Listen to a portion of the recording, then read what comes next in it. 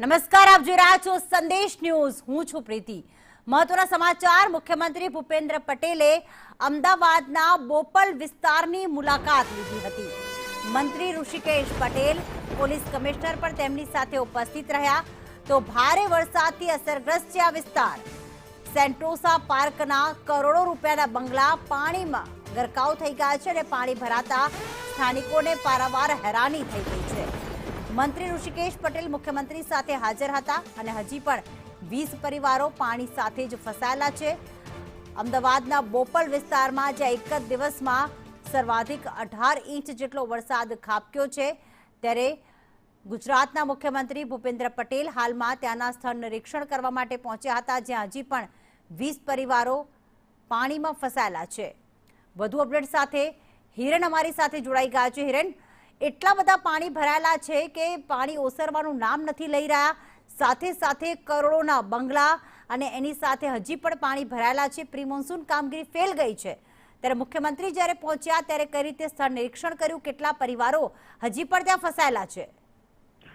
આ જે આખો વિસ્તાર છે એ શેલાનો સેન્ટોસા બંગલોઝ અને આસપાસનો વિસ્તાર છે કે જ્યાં મુખ્યમંત્રી ભૂપેન્દ્ર પટેલ પહોંચ્યા છે.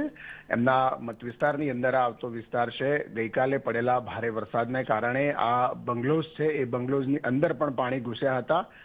ત્યાંથી 20 થી વધુ લોકોને સલામત બહાર પણ કાઢવામાં આવ્યા છે. ખુદ મુખ્યમંત્રી ભૂપેન્દ્ર પટેલ વરસાદના પાણીની અંદર લગભગ 3 થી 4 ફૂટ પાણીની અંદર મુખ્યમંત્રી ત્યાં પહોંચ્યા હતા, લોકોને મળ્યા છે. સોસાયટીના લોકોને પણ મળીને આશ્વાસન આપ્યું છે કે આવતા વર્ષે આ પ્રકારે પાણી નહીં ભરાય તે પ્રકારની વ્યવસ્થા કરીશું. એ પ્રકારનું આશ્વાસન મુખ્યમંત્રીએ સ્થાનિકોને આપ્યું છે.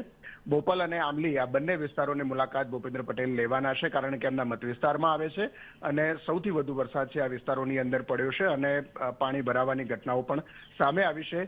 મહત્વનું છે કે આ વિસ્તાર હજુ અંડર ડેવલપ થઈ રહ્યો છે, છતાં પણ આ પ્રકારની પરિસ્થિતિ છે. એનો મતલબ છે કે કોઈ ઠોસ નક્કર આયોજન તંત્ર દ્વારા કરવામાં નથી આવ્યું.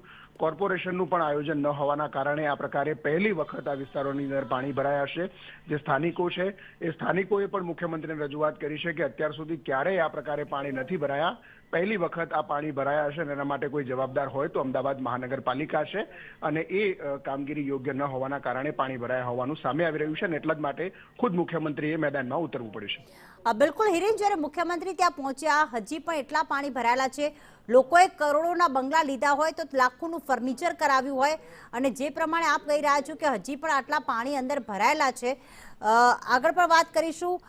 આભાર તમામ વિગતો માટે. તો કરોડોના બંગલા બનાવવામાં આવ્યા, ઘર વખરીને ખૂબ મોટું નુકસાન, ત્યારે મુખ્યમંત્રી ખુદ પહોંચ્યા હતા, આશ્વાસન આપ્યું સ્થાનિકોને કે ફરીથી આવા પાણી નહીં ભરાય તેનું ધ્યાન રાખવામાં આવશે.